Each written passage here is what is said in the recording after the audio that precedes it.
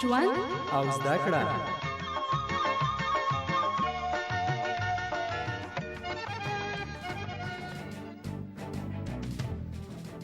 د آبادۍ غږ د آبادۍ غږ خپرونې درنو اوریدونکو سلامونه. هغه بزګران چې خپلو کښتونو او باغونو ته کیمیاوي سره نشي اخیستلی له کومو ستونزو سره مخ دي. پوچ ورنکې حاصلات نه کوي نو اقتصاد نګانه موږ ته هیڅ ګټه نه رسوي. د بایاب په نامه طبیعي زراعتي سرایه کود څنګه جوړولی شو؟ همدارنګه دا کود کومې ګټې لري؟ د آبادۍ غږ راونه خپرونه هم دې پوښتنو ته ځوابونه وایي چې زه اقصا صدیقي یې درته وړاندې کوم.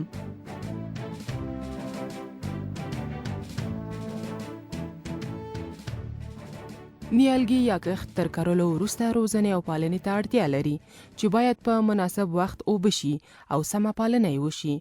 خو نیالګي له اوبو سره سره د ښه ودې او حاصل په خاطر ځینو کیمیاوي کودونو ته هم ضرورت لري چې باید په بازار کې واخیستل شي. خو ځینې کسان ډیر وس نه لري او نشي کولای چې خپلو ونو او کښتونو ته کود په بیه واخلي. منګه ونې کېنول ډیر مصرف منګه په ویسته ډیر ضعیف پاتې سولې خو منګه ته ناسل وانه خستلې د دې د اقتصاد د وجې نه چې منګه کوټ واخلو کې ته منګه کوټ ورکو بس منګه ډیر ضرر هم تینه ولید.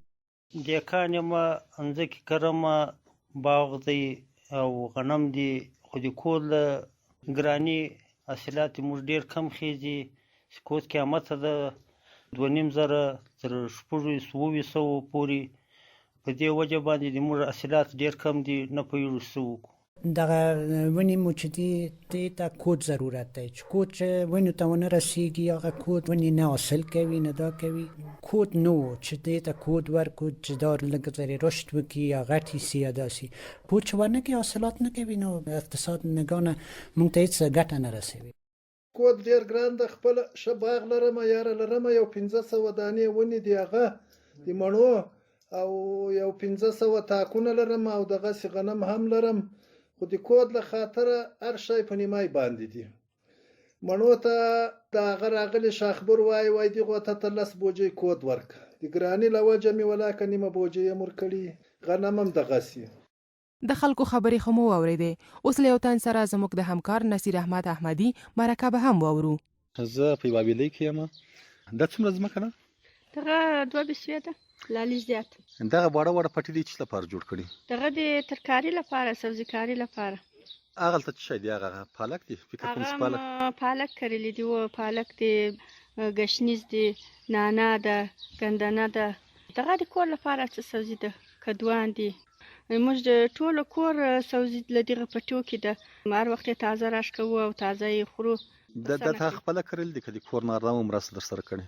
ما خپل کړلې دي ساعت من پیتيري ورځ من پیتيري یو د کور لپاره مشه ده. غټ مشکل په دغه کې څه دغه سبزی کاری غټ مشکل دغه د سدلته موږ کیمیاوي سره نه لرو یعنی کود نه لرو مالم نه لرو سي حیواني سره ورکو ضعیف یې همیشه ضعیف یې بوټي کمزوري یعنی هو کمزوري دا ټول کې داسې یو بوجي سپین کو یا تور کو دوغړي دغه د اخصلو وسم نه لري. خو موږ خپل گزاره په دغه نو کدا چې وسینځه کډیره ویلای موږ خرڅولای اعلان بازار ته وړلای بیا پیغه به یې بیرته کودم رانیولای سوی سي موږ پیسې لرلای خو یو غنی کود به مور کړی و نور به بازار ته ملاجو خلکو سره بم کومک خو نستنو د کود نه بیا فصلات کې فرق راځي و فصلات یې کمی ضعیف یې بوټي کمزوري زر حاصل نه ور کوي. دغه ځمکه صدا خپل کمزوري د بد کود باندې ورسېږي. حیواني سره هم شي او کودم شي خو دلته موږ حیواني سره تم دومره لاسرسي نه لرو او کود خو بیا قیمت ده بازار کې.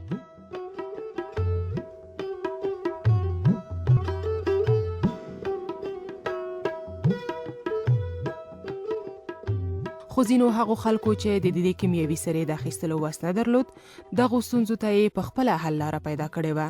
دوی د بایاب په نامه یو طبیعي کرنیز کود جوړ کړی و. دا چې د جوړولو طریقه یې څه ډول ده زموږ همکارې سمیره حلیمزۍ له یو بڼوال سره مرکه کړې ده.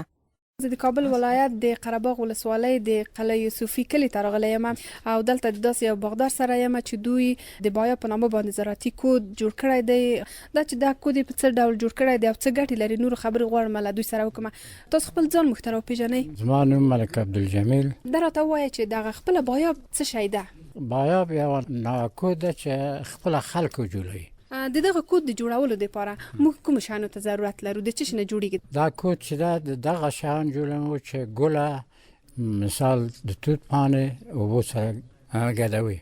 طور د مثال 1 کیلو د توت پاڼه او ګوله د توت پاڼه اوان کې تکوي چې ښه مایده شي او بیا ګوله سره ګډوي اوبو ورسره اچوي پرېږدي چې څو ورځې د کود جوړ شي. کله چې تاسو د توت پاڼې او ګوړه سره یو ځای کړه بیا وروسته څه مرحله لري؟ په شل لیتره بیلر کې چې مونږ واچوله پاکه توته په سر خورو په یو ځای کې چې سیوری همدغه محلول چې تاسو د شل لیتره اوبو کې واچوله جوړم کړ په سیوره کې کېښودله دغه بیلر څو ورځې پورې دلته په سیوره کې پاتې شي؟ دا 10 ورځې باید چې پاتې شي. کله چې دغه محلول د 10 ورځو دپاره په سیوره کې کېښودل شو د دې نه وروسته مرحله یې کومه ده؟ څه باید وشي؟ دا ده چې د باغ په سر کې یو حوض جوړوو، سمت کوو. که څوک د سمت واس نه لري پلاستیک خوروي باغ نه هغه حوض لږ جګوي په سر کې. دغه محلول چې موږ جوړ کړو بیا په دغه حوض کې واچوو.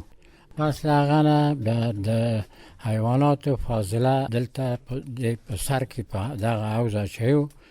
دغه کود په حوض کې د څومره وخت پرېږدی او بیا دا څه رقم شکل ځان ته اخلي؟ د ګنده شي او پوپنک وکړي بیا په هغه وخت کې دا مونږ پیګو چې دا کود جوړ شوی ده نیمه مایع شکل نیولی ده. کله چې دغه محلول تاسو په همدغه حوض کې واچولو بیا وروسته تاسو څه رقم تقسیمات کوئ په ونو باندې یا مثلا دغه د کود ورکولو طریقه د ونو لپاره څه ډول ده؟ کود ورکول دا طریقه ده چې یو پایپ 1 انچه په محلول کې کېدو او بل پایپ 2 انچه دا 1 انچه په هغه محلول کې کېدو او 2 انچه په اوبو صافه اوبو چې دواړه یو ځای شي په مزرعه کې آبیاري کوي چې که باغ یې کونې وي که هر شی وي. اوس غواړو د خپرونې په دې برخه کې د زراعت د متخصص سره د همدغه کود په اړه باندې خبرې وکړو چې ولې دا کود ګټور دی او څه رقم جوړیږي. غواړم نور خبرې له دوی سره وکړم. تاسو خپل ځان مختار وپېژنئ؟ زما نوم ضیاءالله ده. زه د مدیر عمومي د خدمات زراعتي د ولسوالۍ قرهباغ یم. د دغه کود د جوړولو لپاره کومو موادو ته ضرورت دی؟ بایاب جوړولو لپاره 4 شیان ډیر ضروری ده. 2 کیلو توت پاڼې او 1 کیلو ګوړې، 1 بیلر اوبه او د حیواناتو فضله. د توت پاڼې دغه دوړې ټوټې کوي په اوان کې بیا هغه یو ساتل کې کېږدي 15 تر 20 ورځې پورې په یو سایه یو یخ ځای پرېږدي. بیا هغه چې پوپنک وهي او یا تبخیر کېږي. دا راته ووایه چې د توتو پاڼې خو 2 کیلو شوې او ګوړه هم 1 کیلو شوه، نو د اوبو اندازه یې څومره ده؟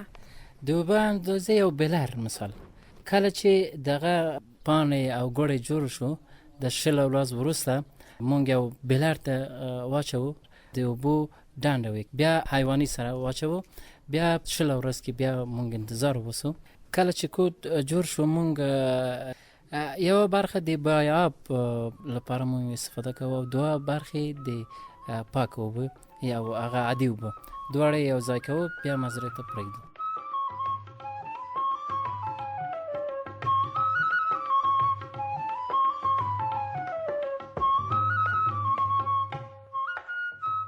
قدر منوریدونکو تاسو آبادی غږ خبرونه ته غوږ یاست چې د افغانستان په تعلیمي مؤسسه کې جوړیږي. که زموږ د خبرونو د ښه کېدو لپاره نظریه وړاندیز راکوئ په 00240 شمیره زنګ راته ووهئ. تر دې ځایه پوه شو چې د بایاب طبیعي زراعتي کود د جوړولو لپاره اوبو، ګوړې، د توت د ونو پاڼو او حیواني سرې ته ضرورت دی. خو اوس راځئ وورو چې که دغه کود ونو او کښته ورکړل شي ګټې څه دي. د اقتصادي نظر ډیر ارزان تمام شوی ده ځکه چې د توت پاڼې خو مفت ده. 100 کیلو ګور ده بس خلاص همدغه ارزان او اقتصادي ده موږ ته. او ګټه یې دا ده چې مخکې کلونه چې دا کود نه و حاصل یې دومره ښه نه و چې موږ دا کود جوړ کړ دا مفاد یو په 2 یو په 3 او په 4 شو. زه عبدالرشید د قرهباغ د اوسیدونکی اوسېږم او د درګۍ کلي کې اوسېږم. رومیانو دا شیزونه هم کرلي د هر سبزي هر شی کرو کوټ ورکو دا یو خو اقتصادي تمامېږي او ډېر ګټور تمامېږي. دا کوټ هم جوړ کړه دې کوټ نه موږ ښه ګټه جګولی سو په حساب د مڼه سو شفتالو سو په حساب رومیان سو انګور شو داسې څار یو چیز ته ورکو ګټه زیاته کوي دغه نه. د کرنیزو چارو متخصص ښاغلی ضیاء الله ضیاء وایي چې دغه کود ګټورې بکتریاوې لري او نبات ته ګټه رسوي. مفیده باکتریا لري. د مزلې لپاره کښت لپاره ښه دی. خاورې ته د مزلې لپاره یو ښه بستر جوړوي. اونو ته رشد ورکوي او ښه حاصل ورکوي او دا ډېر اقتصادي اسانه ټولو بزګر کولی شي چې خپل مزرعه کې دغه بایاب جوړ کړي.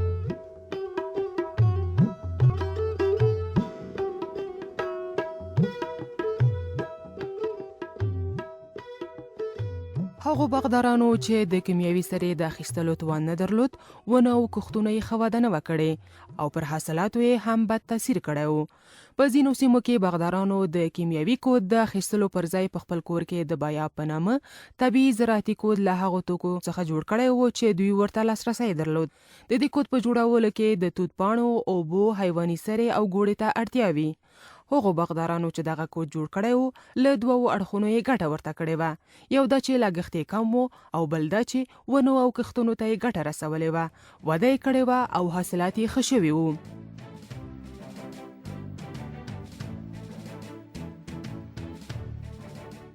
درنو اوریدونکو، دا به د غږ د خپرونه زموږ همکارې سمیره حلیمزی د افغانستان په تعلیمي مؤسسه کې لیکلې او جوړه کړې وه.